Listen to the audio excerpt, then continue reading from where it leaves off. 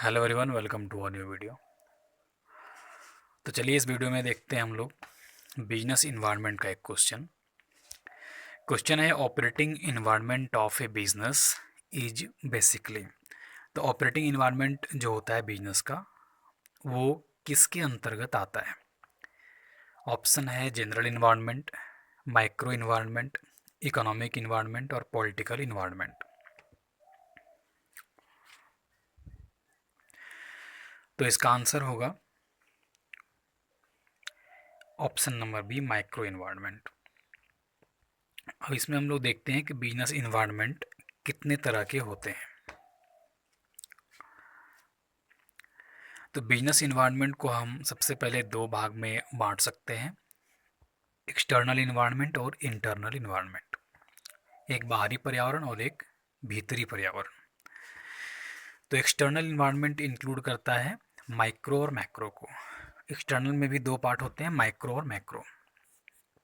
अब micro environment जो है उसको ऑपरेटिंग इन्वायरमेंट भी बोला जाता है। माइक्रो इन्वायरमेंट को ही ऑपरेटिंग इन्वायरमेंट भी बोला जाता है, जो कि इस क्वेश्चन में पूछा गया था।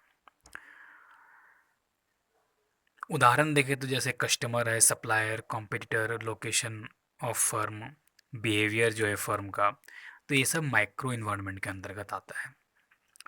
मैक्रो की बात करें, थोड़े बड़े लेवल पे जो इन्वायरमेंट को देखा जाता है, जैसे गवर्नमेंट जो पॉलिसीज़ बनाती है सारी बिजनेस को इफ़ेक्ट कर रही है।